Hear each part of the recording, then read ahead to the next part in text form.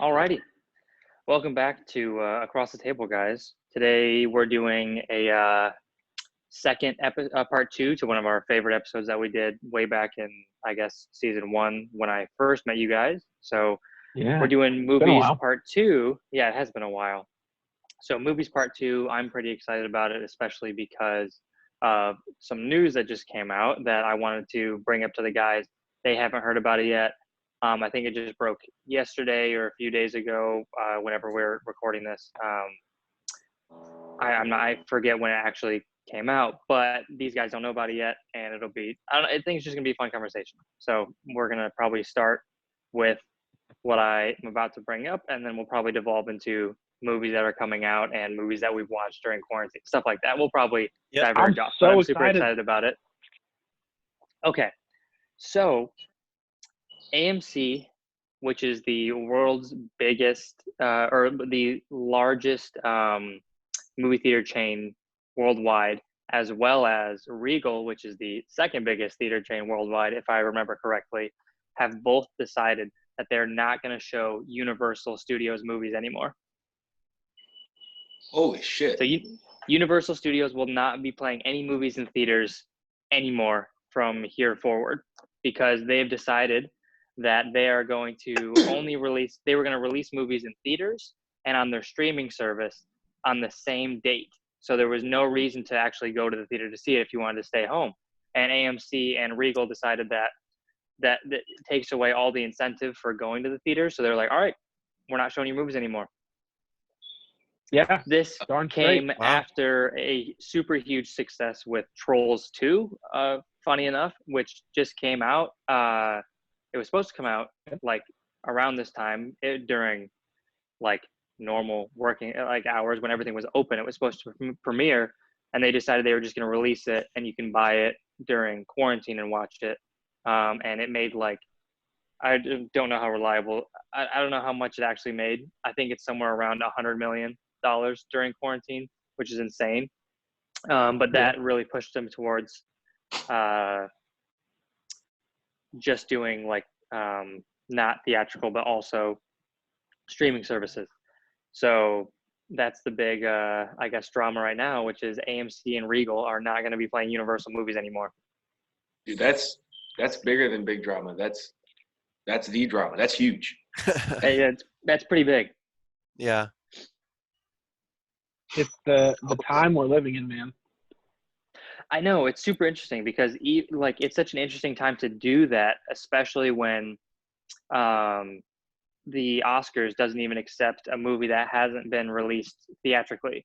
So now all of Universal's movies are Yeah. going to be out of the running for any Oscars. Or But I think I think they're going to change it this year. yeah, that's what Yeah, I think but is gonna happen. that'll probably end up changing for sure.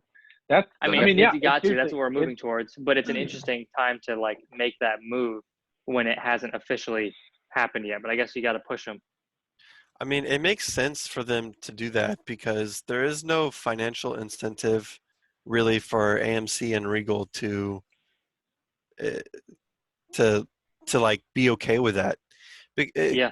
I mean, there's a group of people that like really enjoy going to theaters, but I mean, most people, especially during this time, are just going to be like, just they're going to turn on their streaming platform and they're going to watch the movie, Yep. and so I mean, it makes sense. I They have mean, but to let's be kind of, movies hit different in a theater though. Agreed. So I think yeah, like I can't. to some degree it's a cool move, but at the same time, I don't know, it might hurt a little bit because It you might. still have other movies coming into the theaters and people are going to get those theater experiences and think like, well, damn, like I wish I would have seen that Universal movie in the movie theater. In the theaters, yeah. So if you don't have let's say you're like you don't have a theater room in your house, which most people don't. Let's say you don't even Right. have like a huge TV. Let's say you're just like the average college student, or like, I don't know, you just moved out and you're in like your own place. You don't have a massive theater room. You don't have, whatever. You're probably going to watch a movie on your laptop or your phone. And if I made a movie and wanted it to be played on the big screen and had it like all the surround sound set up, the Dolby like 5.1, and someone's going to watch it with one AirPod in and just, lay sideways on their bed and it's going to play vertically. Like I'd be It's pretty cringeworthy. upset. Yeah, Yeah. it's Yeah, definitely. it's a very interesting perspective on that, like on this whole issue, because like from a user perspective, there's just so many thoughts that are flooding through right now. But on like a user perspective, like I've been sideways laying down on my couch the past few days, like especially in the moments where I wasn't feeling great, and I've just been watching movies on my Xbox, and it's been phenomenal. And I love So- watching movies at home. Me and my sister Yeah. are rewatching all of the Marvel movies right now, or I'm rewatching. She's seeing Right. them for the first time, and it's awesome. But we have like a great setup with like a big TV and like surround sound. But Yeah. there's nothing wrong with watching movies at home. That's not what I'm getting at. And like I've watched movies on my phone before, but they're movies that I've like seen already in theaters or on a big screen. It's sort of like if Right. Jacob and I, we a while ago went and saw it 1917 when it was in theaters, and I can't imagine how underwhelming that experience would have been if I had been at home watching it on my phone. Yes. Like it was Side just note, unbelievable in theaters. Yeah. I finally watched it, by the way. Incredible. It was indeed incredible. Okay, perfect. That's what I was hoping for. Yeah. It's unbelievable. It's one of my favorite movies. I still need to watch it. It was It's a indeed big one incredible. that I need to watch. Unbelievable. For me, the one that comes to mind is Ready Player One, because Yeah. we saw that in like IMAX Real D, Hmm. and that experience for me, like there were people talking about the book was better, the normal kind of conversation when it comes to adaptations, and I went, I didn't read the book, and I'm sure it was better, but that experience that I just had with this movie marked my life. Like I'll never forget that. Hmm. It was incredible. I mean, I literally felt like I was in a different world for the duration of the movie. And Yeah. especially with all the nerdy references that I just got to enjoy on top of that, it's one of my favorite movie experiences. Versus like Jacob, when he talks about Interstellar. And Yeah. he had his experience where he was in the front row, and he, again, had this like feeling of like being transported. I watched it on my dad's 70-inch TV, which was still a nice size TV to watch it on, but I can't fathom the difference of experiences we had. And I still loved it, but I bet how much more would I have loved it if I had seen it for the first time in theaters. So Yep. Yeah. it's definitely an interesting conversation. I can see it going both ways, but I'm very partial to movie theater as well. So And See, I the think- big one for me that I think affects a lot of people, okay, so I can't imagine going to see Avengers Endgame and not having the theater lose their mind when Cap picks up the hammer. sure. Could you imagine watching that for Absolutely. the first time just at home? And just you kind of freaking out. That's Yeah. it. Like, oh, that's Yeah. cool. But like there's something about the energy of like being there. I don't know. Yeah, That's fair. Yeah, I'm definitely partial to theaters, and I like going to see movies. And I like watching movies at home, so there's arguments for both. But I think there's something super fun, I guess, about going to the theaters, and like it just seems correct. It just seems right. Like the movie releases, Yeah. it's in theaters for a while, and then you get to see it at home. I mean, that's how we grew up. Like, I think even you, Corey, that's how you grew up. Like, that didn't start to change until, I mean, just really a few years ago, if you start to think about it. But like, I remember going to a movie theater and getting there super early and being the first ones in the theater, and then like putting on like a dance performance for my mom. Yep. Like, and it was this big open theater, and then the first person would walk in and we'd be like, oh, okay, I'm sorry. Gosh, super embarrassed. But it didn't matter, because within 10 minutes, I was transported to another world as a kid in this giant theater room, right? So the only thing I wouldn't miss, and I think I haven't missed, because I really have not gone to see a movie in a while. I think between COVID and then even before that, I'm just so busy lately. my go-to option if I'm going to watch a movie is at home. I mean, I have like a 50-inch, so it's like I rarely watch anything on my phone. I usually just watch maybe like YouTube or something like that. But it's been a long time since I've been to a movie. The only thing that I can tell you I don't miss is bad audiences. Yeah, true. Yeah. If you're in a movie with a bad audience, it is the same effect as being in a movie with a great audience, reversed. Like it is. Yes. It makes it terrible. If you are sitting behind someone that is talking or on their phone the whole time or just distracting in any sort of way, miserable, ruins the experience. Yep. So yeah, I'm not an advocate for one of the being big, around. I'm not one for being around a ton of people. I usually go to the movies when like it's on like the tail end of like dying down, and I'll just go and see it. Yeah. But smart. still, I like to see it in theaters. It's not. I don't know. I guess I'm fumbling here, but I just like seeing movies in theaters. I get you, and I mean there's a big difference, like with the immersion that you like. Imagine you're watching on a laptop or maybe just a small TV screen or whatever, like, especially a laptop or a phone. Like you physically have to hold the screen, or like you have it in your lap. Like it just, the immersion is kind of the magical effect of movies, I think, and you're kind of taking that away when you don't watch it in theaters for the first time, like for your first experience. And not that you have to, but you're just kind of forfeiting that aspect of what movies can do when you're not watching it on a big screen. The real thing that we're neglecting to mention here is that Trolls made $100 million in quarantine. Yeah. So it's like our opinions are, and I think a lot of us, I think all of us here are more purists in a sense, especially coming from like an era that this is how we grew up again. But nowadays, especially with like kids movies, that's what kids are used to. Kids are used to staying home and watching on Netflix Kids Edition and stuff like that. So the market is just ripe to make this transition. And that is a good point. It's especially for kids movies. However, I wonder how much the numbers are skewed because everyone's stuck at home right now. How much would Trolls have made if everybody wasn't stuck in their homes? Which again, prime time to do it. Like that was a great idea to like hop on that opportunity while it presented itself. But at the same time, it's like, how much would that movie have made otherwise? I don't know. It's just interesting to see.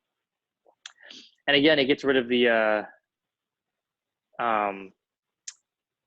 there's no limit. There's no selling out a theater. It's like, oh, well, no one can see it at the showtime anymore. It's just everyone can watch it whenever they want at any time. And I do think that's what we're moving towards, is just everything is going to end up being on streaming. And it's like, it's sort of inevitable. But at the same time, there's nothing that replaces going to see it and being immersed in the theater. Yeah. I think and even the art of this aside, like the whole opinion side, I think every single one of my first dates has been at a movie. So like on that side of it is completely gone if you're watching it at home. If you're at home, it's like, well, you want to just come over? That's not fun. Netflix the movies resolved that a few years ago, though. Like it is, but Netflix, like that only works if you live on your own. Imagine you're 16 trying to go on a first date again, and you're like, all right, she's got to come over and my family's going to be around, and that's awkward, you know?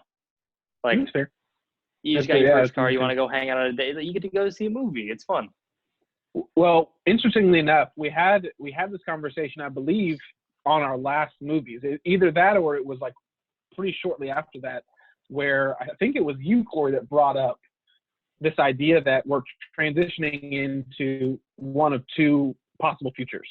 And I don't remember what the kind of like, I guess, our positive would be, where like maybe movie theaters are still around, but one of the options was that movie theaters become the nostalgic like sites. You know, like you go see a movie out of nostalgia, you go to a theater, and there's one, you know, around in like a per state or per like big city, right? Like you actually have to drive somewhere. It's almost like drive-ins now, you know, like you don't really go to a drive-in anymore. Right. Unless you're like, hey, you want to go do something different with a movie? You know, you make a plan around it.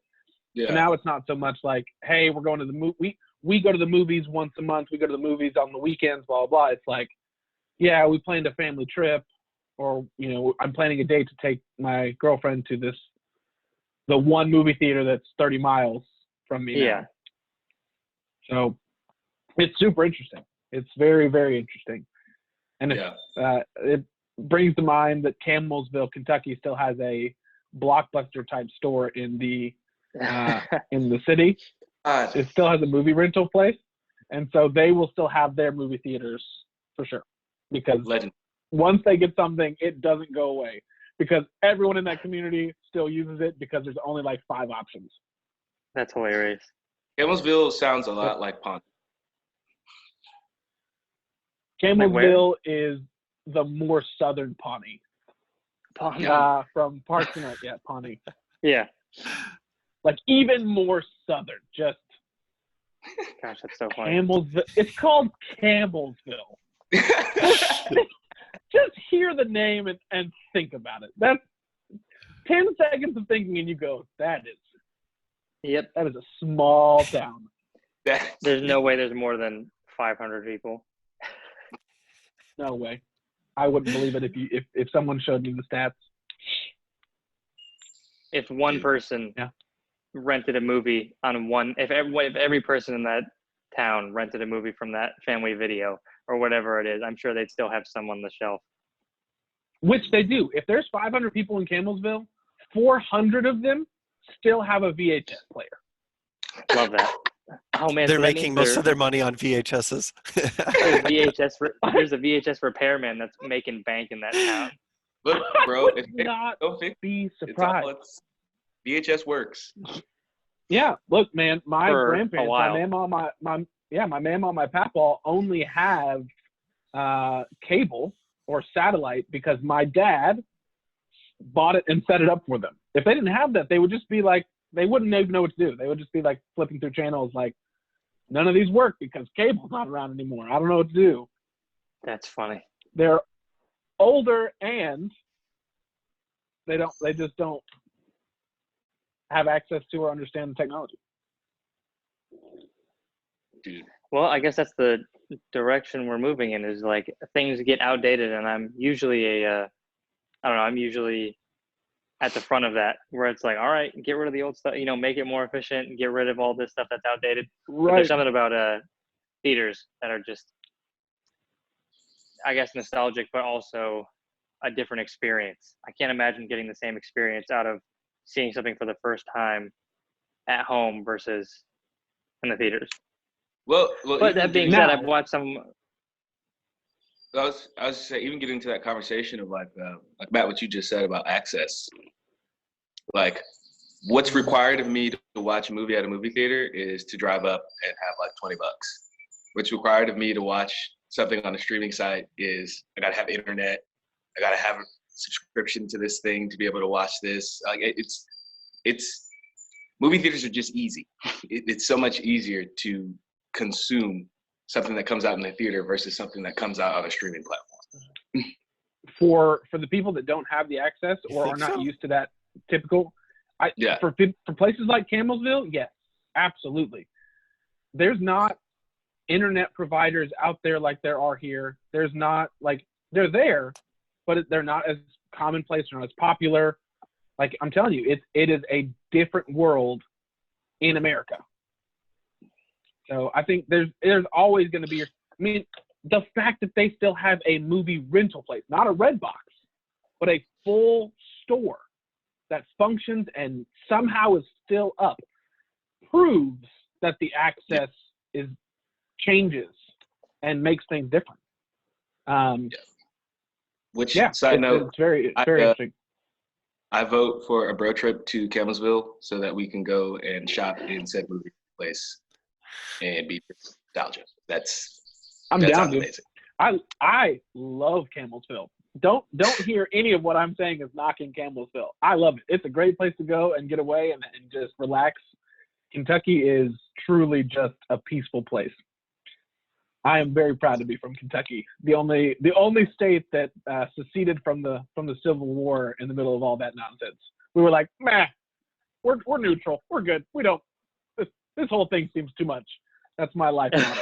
This whole thing seems too much. I'm just gonna hang back and let it blow over. And at the end of the day, some people will just be like, you should have done something, and some people will be like, you're a very peaceful person. That's Kentucky. Interesting. I have an interesting point to bring up.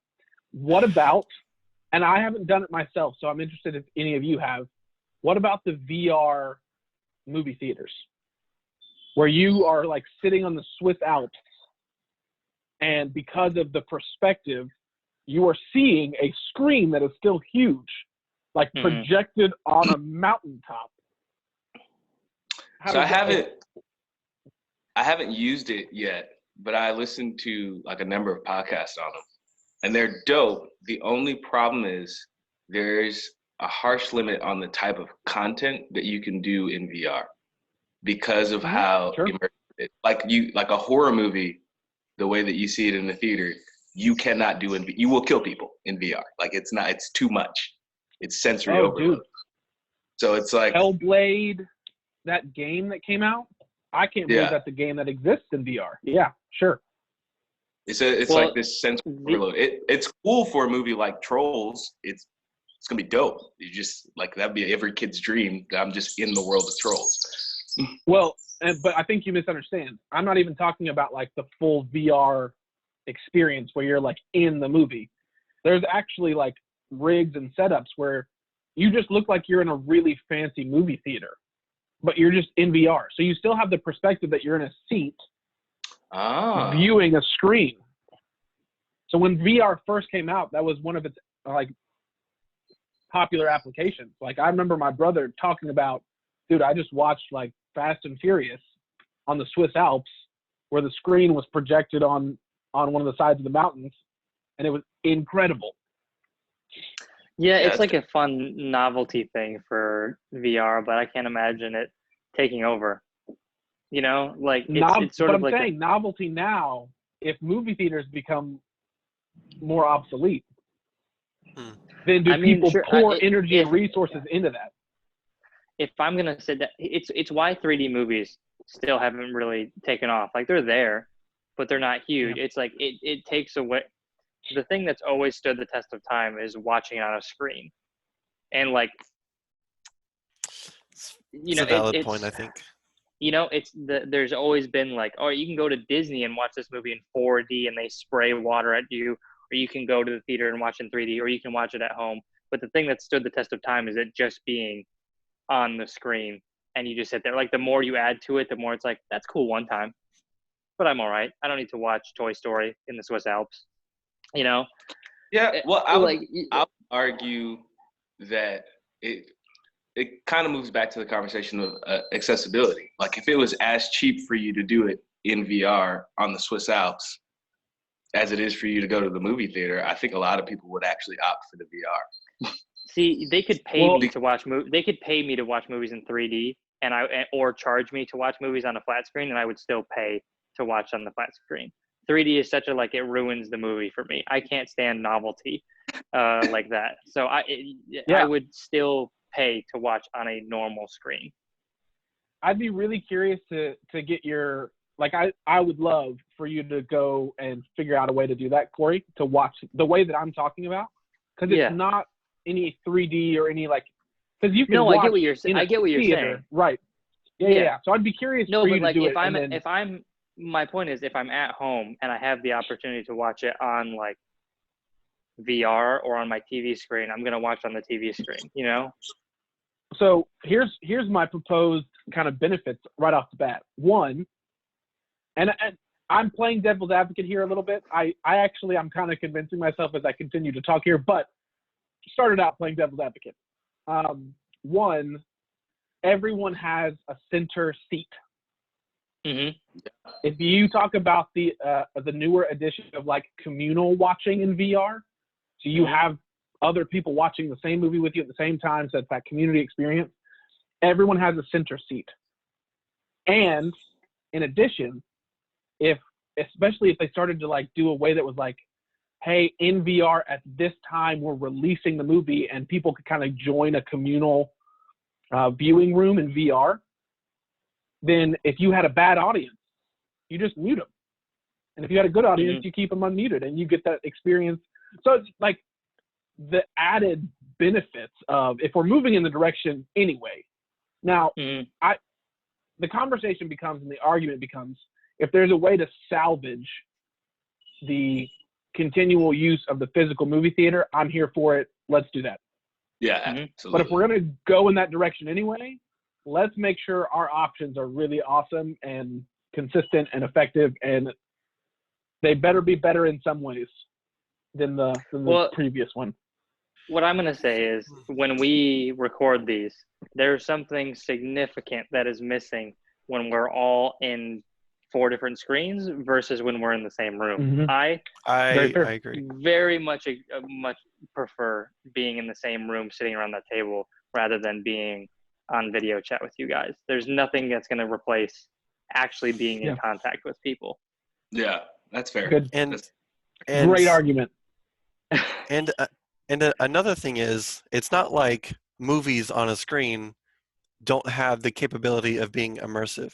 Like, I know there's this whole VR thing that you're talking about, and it all sounds kind of cool and interesting. Like, I would want to try it, but there's, I don't know, if I'm going to watch a movie in VR with the Swiss Alps lingering in the background or whatever, like that's almost distracting from the movie. Like, I don't want to, if I wanted to go to the Swiss Alps, like, I mean, you can't always just go fly there, but, you know, like, you can, I don't know, if I want to watch a movie, I'm going to watch a movie. I'm not going to watch a movie on the Swiss Alps. Like, I don't know. That's I don't know. But see, my counter argument for that is like, why wouldn't you? That's so dope. That's because I want to focus on the movie. I don't. The movie is the focus. The novelty takes away from watching the movie, in my opinion. That's why I don't watch 3D movies. Well, picture it more like this. Let's take away Swiss Alps.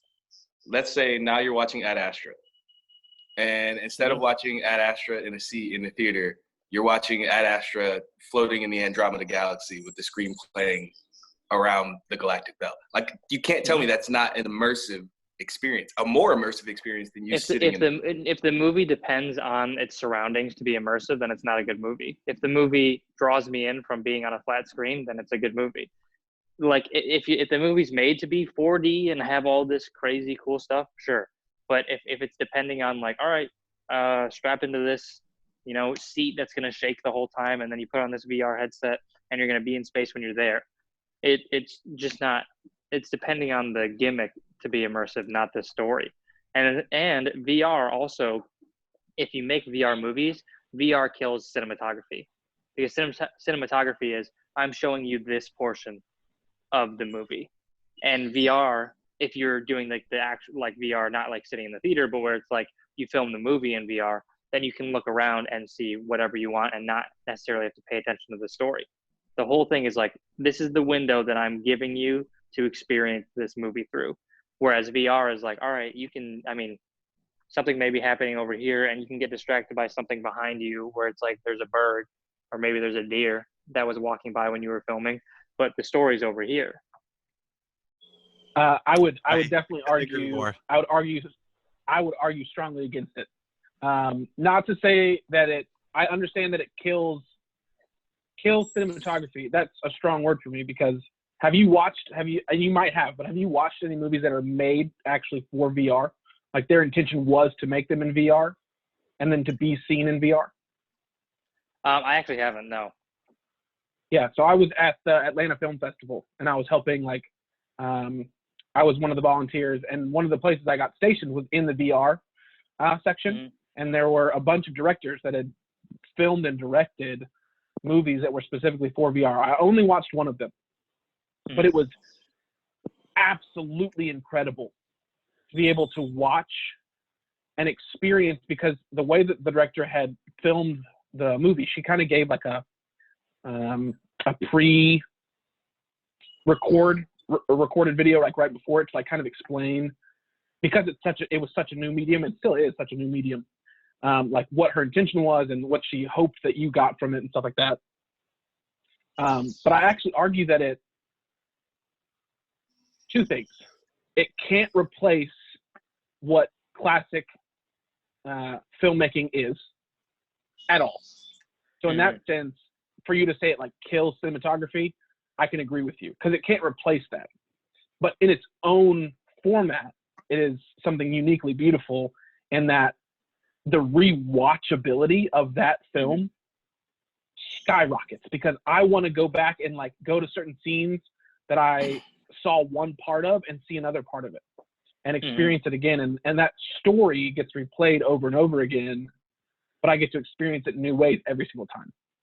So it's super interesting to me, the ways that you can intentionally create with that versus the cheaply 3D movies that are movies not made for 3D and then just gimmickly made 3D just to make more money. I'm not talking about that. That's crap, and that has always killed what the pure intention was. But movies that are made for that subject are super awesome. And I get that VR is like, if you're making something for VR, it's going to be immersive and it's going to be interesting. And like I think VR could greatly improve like almost all of video games. Like that is what I'm here for, is if I'm immersed, I want to interact. I don't want to watch something around me happen. Like I'm super here for, like the one that like off the top of my head that would drastically be improved is like driving games. Because if you are, dude, if you're driving in a video game, the one thing they've never gotten right is that if you're in the cockpit and you're driving at the steering wheel rather than like looking at the car, you can't look out the side windows at all, which is that you have no peripheral, which is terrible. You need to be able to see all around you. And if you get one of those rigs where you sit at the steering wheel and you have a VR headset, you can look around. It drastically improves the game. It makes it so much better. And then you've got like shooters where you can look around the corner and do all that stuff and you can interact. It's super fun. But it's like if I was trying to tell you guys a story. We're all sitting around the campfire and I'm trying to tell a story to you guys. And you had like, this is what I would liken like VR movies to. If I was trying to tell you a story, but you already knew it and I was like leaving out parts of it to tell you later, you would sort of know how it's going to end. And if like, gosh, I'm really struggling to articulate this, but it's like VR it gives you more than what the movie should be. You know, it's like, sure, you're recording the whole room. Let's say you're just in like a bedroom and you're recording a scene in there, and the scene is here, straight ahead, and you're walking around, you know, looking at the rest of it. I'm not really, I can't find myself thinking I'll be more immersed in that. I think I'll be more immersed if I'm seeing what they intentionally showed me. Well, see, for me, that becomes a new challenge for the director and the cinematography, because now instead of just this focal point, I see it as you opening up. So not just panning around the whole room so that somebody can see the whole room, but making it so that the story has a multitude of focal points that you would look around the room and something around that room adds to the story that you're giving, even if you're not looking at the direct story point in that particular scene. So I think it's another opportunity for immersion, and it requires you to film differently and direct things a lot differently than we're used to. And there's definitely a challenge behind that, but I don't think it would kill it. I think it's an opportunity to add a little bit more to it. Yeah, there's definitely an argument to be made for. You go first. Oh, it's good. Go ahead. There's also a way that you can frame even within that, where it's like, people could still look away, obviously, but because you don't move like your perspective, like your like where you're placed, you're still going to be placed wherever the camera was, right? You could do it in such a way where it's like, if I look to my right or left, all I see are walls because like maybe I'm like in a hallway or a door entrance. And if I look behind me, all I see is a closed door. So yeah, you know, people could still choose to go turn around and look at the door for the entire scene. And it'd be like, great, this movie's not made for you. You clearly don't understand how this is supposed to work. Yeah. But like you could kind of almost guide in a sense in that way, but still have that really, it was such an ethereal feeling to be in a place that it almost felt like you were somewhere where you weren't supposed to be. And for that reason, I can understand where you're coming from, but also at the same time, it was such a unique experience. And I think if I was offered to experience more movies that way, and I know that they were done intentionally by someone who meant for the movie to be consumed that way, I would be here for it. Hands down, immediately.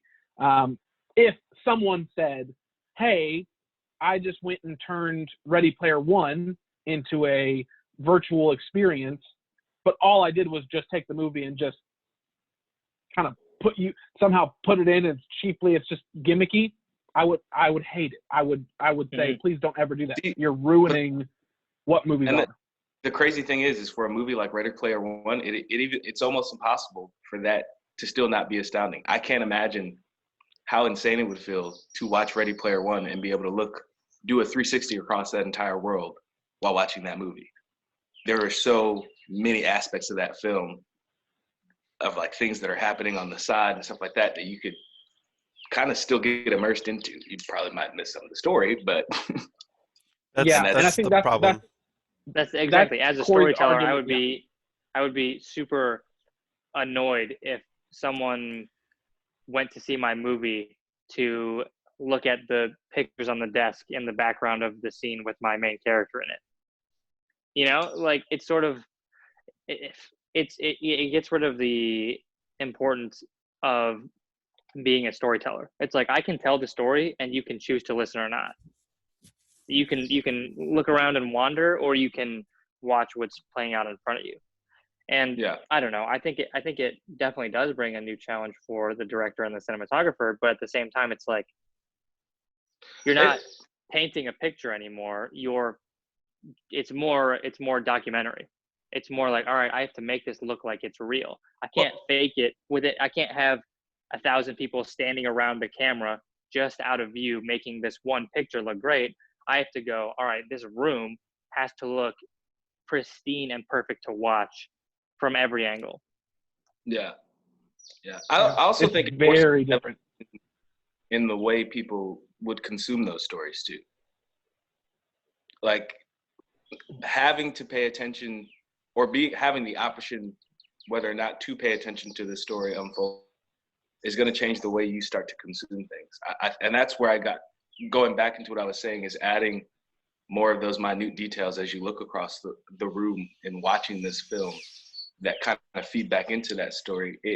I think it creates more intentional consumption. And I think there's an opportunity there where like you can't, if you have a bad VR movie, it's going to be bad. Like there is no saving grace for it, period. Like horrible. It's either good or it's bad. It's alive or it's dead for VR. And that's, for me, that's cool because it keeps the trash stuff kind of filtered out versus what we have now, where a trash film can still be successful because it's just there. That's let's pick a trash movie that was super successful, just to give an example. Ooh, okay. This will start some arguments. Everything beyond 2. Okay. I was going to Fast and Furious as well, but everything. Me too. minus 1 and 3. 1 and 3 are prime. Everything else, but let's just. Gosh darn it. That aside, I love us. This is great. That aside, let's say like the latest Fast and Furious movie comes out. Do you know what's going to keep people super entertained in VR? Shit exploding. That's exactly what it's going to be. That's what it is right now, and that's what it's going to be in VR. Everything is just going to be what catches the eye. So I think it might just be. It's not going to. It might kill good story more than it kills bad story. It might be like, what can we put here to make the audience stay focused on this part of this. Let's just have 8,000 cars driving to each other. Like, could you imagine a like drama taking place in like VR where you're watching two people like slowly grow apart and then they like break up and they're both depressed? Yeah. You're going to be like, all right, I'm going to watch the couple over there at the park that's actually enjoying their time.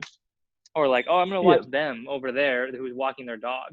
Like, I don't want to see that this amazingly sadness. cute dog. Yeah, there's like there's the part where it's like the difficult to watch parts of the movie people are not going to watch. The one that like really resonates and hurts, they're going to be like, oh, I'm inclined to look away. Dude, I'm telling you, man, the film that I watched was this looks bad. I don't remember the purpose of the film. I only watched it once, and it was years ago. But I do know it was a sadder or a more sad film. And in order to kind of like, one, keep your focus there, but also I just remember it being a really, really interesting story. But every scene that was shot, there wasn't much to look at, like outside of like, so you'd have those moments, like whenever you'd come into a new scene, you would look around. You'd be like, okay, what's here? There's, some trees. There's a little field. But okay, here's my people. So like you would miss maybe like the first like 5 seconds of the scene because you'd be like the first time you watch, right? You'd look around and go, oh, what's here? That's cool. But then you'd be back to focus. So like, and I get that, enough, but okay. There's two things I want to get into about this. I think VR could definitely succeed as an independent like filmmaking thing. Because if someone with passion and intention goes into like, all right, I want to tell this story and I think it's really going to be aided by VR, awesome. But I can see it being like, if it's the size of the normal film industry right now, it could be even more abused than what we have now. Like, story would mean nearly nothing. Studios already go, there is no story, make it flashy for kids and make it PG-13. So oh my God, everyone I was can see it. literally. But if you go, but now they can go, all right, forget story. We don't even need to draw people in with a good story anymore. We can just make it look flashy and stuff can explode, and that's interesting. But here's what I think about it also killing cinematography is that, sure, you're filming it, you are where the camera is. But could you imagine how, so it kills the close-up. It kills, like, when you're right in someone's face, they got to put the camera right there, and then you are awkwardly standing this close to someone's face. And you're going to be like, this is a little uncomfortable for me. I'm right here. So it's sort of like, instead of it being an intimate, like, you can see the performance on their face shot, it's like, why am I awkwardly standing half a foot away from this person's face, Oh, dude, yeah. It's very strange. There's I guess benefits and pros and cons to doing it. But the thing, yeah, exactly. It would be if we shot this entire thing like that.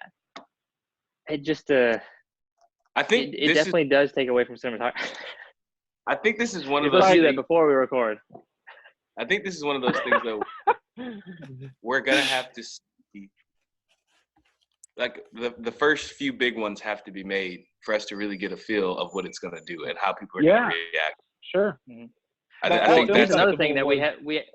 Oh, sorry, you go first. Well, that film festival was like a couple of years ago. Yeah. You can go ahead, keep going. That's a must. I am so sorry. Who's going? No, you're going, Najee. Najee, finish your thought, and then Corey. This is the problem with Zoom. The first big ones I think have to happen, and then for me, I mean, it might be misplaced faith in what it's capable of doing, but I think it's going to be harder to abuse something like VR in the sense that once something great is achieved in VR, you're not going to be able to just go and put anything there. Like, when somebody really hones in on the possibilities and what it's capable of doing and does it right, the trash, the light on the trash is going to get shown a lot brighter, where it's just like, well, I just watched this amazing immersive thing in VR, and it was great all the way through. But you're just throwing explosions at me. There's I nothing. I I disagree. I I I think if you look at like where movies came from, like the golden ages always start and then you progress and then everyone kind of flocks to it and then you get this kind of fluff like film. And I think for the same reason, I mean, that we've had conversations where you don't like a lot of the films that are being produced because they're just tools to uh, collect a lot of money, essentially. So there's just a lot of flashy things, and it kind of sucks the magic out of it or the essence of like really good storytelling. I think it's inevitable because VR is already so flashy. I think it's inevitable that that medium would be consumed just like we see in movies now. I don't think there's any reason to believe that people are going to come in and not try and make money off of that just by being uh, cheap and using these little gimmicks or whatever, if that's what you want to call it. I don't know. That's just my initial thought. I think the something that we're also not taking into consideration, which have you guys seen Hardcore Henry? It was Yeah, a point of view movie. it was So I haven't my seen it, insane. but I know what it is. my friend Garrett couldn't see it because he gets motion sick. So Hmm. he was like, "All right, can't see that movie." Imagine if everything was VR. This man could not see any movies. If you get Yeah, motion sickness Yeah. at all, Yeah. he's like, "I'm out. I can't watch movies anymore." Well, Also, I can't yeah. Go ahead. imagine watching a movie in VR. Like, let's say, like if I to watch like The Godfather in VR, there's no way I wouldn't feel like a time traveler, just out of place. Like every VR movie would have to take place in the present or the future. I can't imagine watching a period piece and being immersed in it and being like, I am definitely a time traveler in the old West watching a Western. You know, like there's a shootout and I'm like, I'm here, not supposed to be here. You know, like there's a part to me that would be like, this feels unnatural. Oh, And dude. part of that is probably growing up in, watching it on the screen. So this is not really Hmm. it would be fun to get the take of someone who's like growing up in VR and all that stuff to go, I think it'd be fine. It's just, it feels like Yeah. a barrier, honestly. It would yeah. feel Well, that's immersive, but it would also feel like less immersive if that makes sense. yeah. That's for me. All I'm hearing, and I think the way all things go is there's going to be pros and cons for everything. Yeah. I agree that it's going to have to be its own medium. I do believe that people are going to, if it is successful, then inevitably people will make fluff for it just to make money. Mhm. And people will consume it and people will watch it and more of that will get made, but it won't take away from the quality film that's also made in VR. Mhm. If that's what makes it successful, so on and so forth. Mhm. But what was I going to say? Oh, like for the pros and cons, like talking about for a period piece, yes, I think I agree with you. I think it would feel really like strange and awkward. It'd be really interesting. But for the like historical aspect of that, if you're making a period piece specifically to be historically accurate and to give people a perspective of what it was like to be in that situation, incredible. Absolutely incredible, because you do expect to be a time traveler in that place and going, Yeah. I'm observing what this would have felt like or looked like, or, so that's the all automatic, positive of that versus the negative, which I agree. Like if it was just like a film and it would take away. So there's going to always be movies that are meant for flat screen. Yeah, and I think my conclusion on this is that if you're gonna tell a story in VR, it might as well be interactive like a video game. That's just my take on it. If I'm gonna watch a movie, I'm gonna sit down and watch it. If I'm gonna be in it, make it interactive. Yeah. Like Yeah. that's my, I guess, my conclusion here is like, I'm here, like, sure, make movies in VR, and like, it's not going to replace screen, because movies have gone through so many gimmicks and like all that stuff, and it's never fully replaced just watching a movie. And I'm sure there's a market for it, but at the end of the day, I think if you're gonna make VR, make it a video game, make it interactive, so I can be there and actually do things. That's what I would say. So here's my vote. Here's something I definitely, because this is super interesting. Something I think we need to do is get on VR and watch some of the stuff that has been made for it. Because I would love to get a little bit of a better perspective on what that whole process is like. And then look into like how people film it, you know, the types of stories that people choose. I have a picture. Actually, I met a guy who, when I was in LA for my school's trip, he like showed us a 3D camera where you film it. And it's like an interesting looking thing. But like when you're filming, there can be like, I'd imagine it would be super difficult to light a scene, because it's like, all right, everything that is lighting this room has to be in the room. We cannot use any external light at all. Dude, what? Like, just imagine this with me. You're sitting there and you're setting up a shot, and it has to be outside. It's in the woods, and you're like in the heart of the scene, and all of a sudden, 2 deer just happen to be walking up and just start doing it in the middle of your heartfelt scene. Yep. That's gone. Either you roll with the punches and say, someone's going to get a laugh out of that and that'll blow up and it'll make me viral, or we have to restart this whole process and hope that doesn't happen again. Well, that being also, let's say you're filming out in the middle of a field. You're outside, you're in the middle of a field, you've got 2 characters, and you're like, all right, we have to get all of the crew out of here. You got to walk a quarter of a mile that way behind the only hill that's in this entire spot, because then we can see you. Second of all, sound. There's no boom anymore. You can't do that because he's going to be in the scene. So they all have to wear hidden mics, and the audio quality is going to significantly drop. It's just like, and again, it's crazy. I'm being a little negative here. There's definitely ways to work around it, and there's ways to do it, and it changes the current the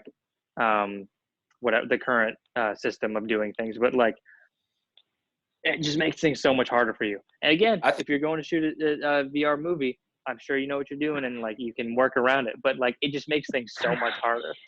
I think I would say the most exciting aspect of it for me is it forces innovation.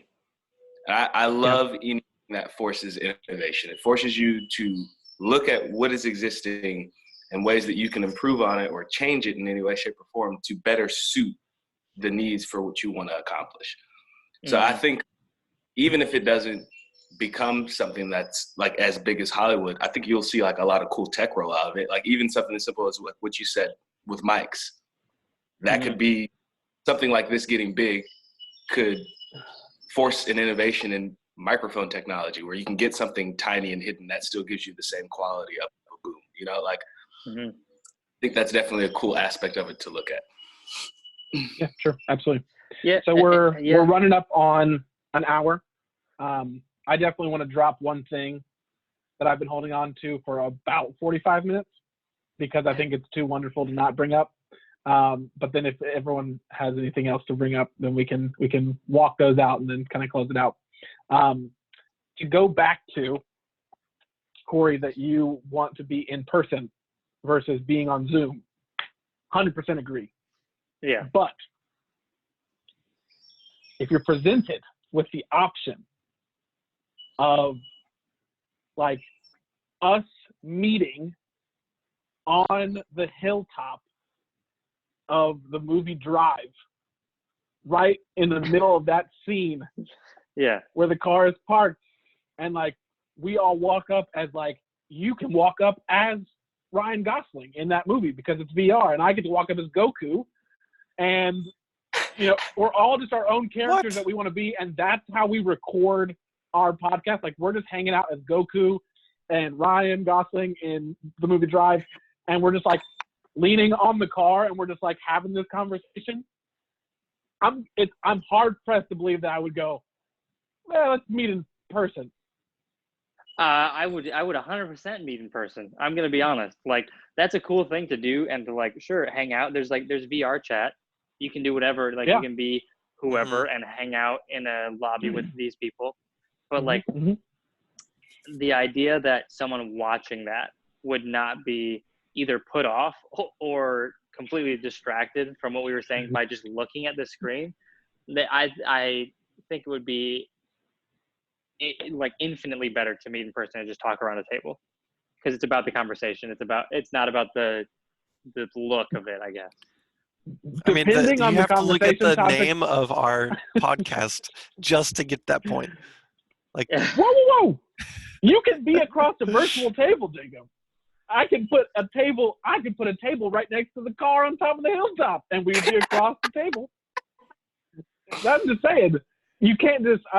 I think depending on the conversation topic, if we were doing something that was really fun and exciting, like even just like this is a fun conversation. It's not a really serious.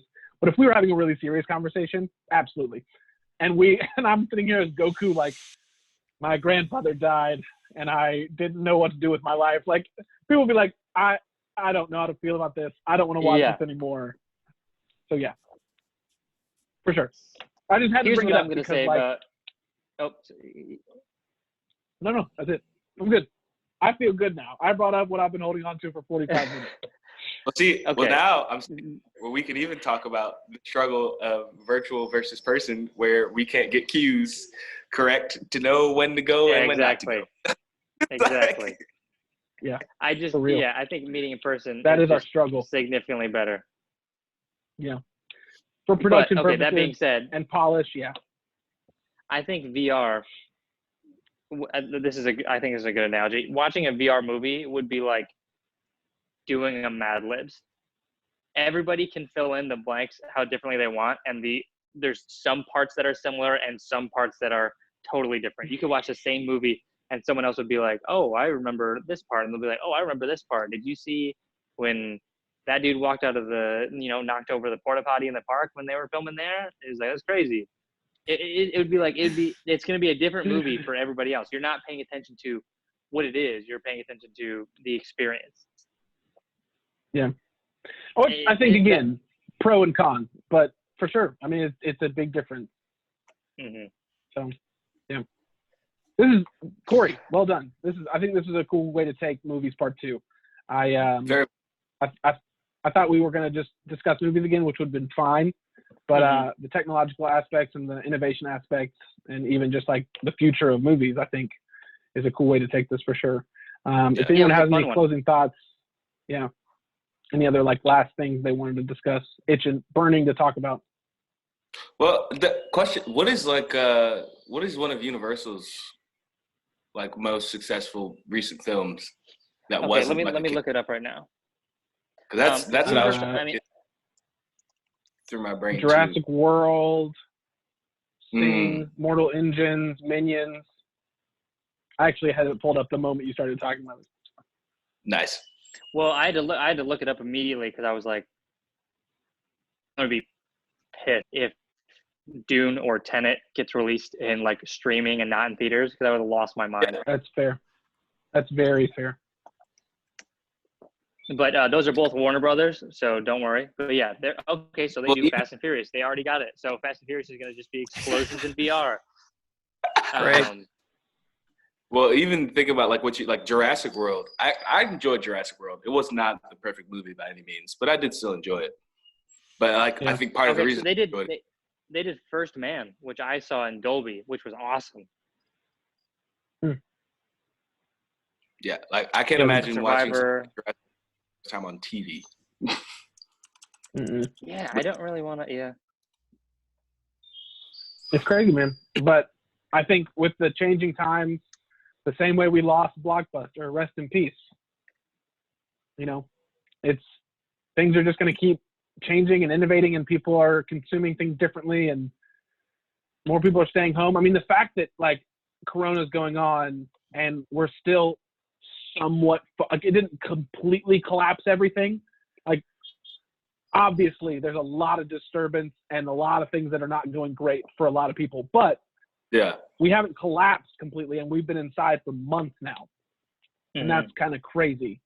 That speaks to just the innovations that have happened as of late. So where does it go from here? And I think this is a phenomenal conversation starter for this particular subject.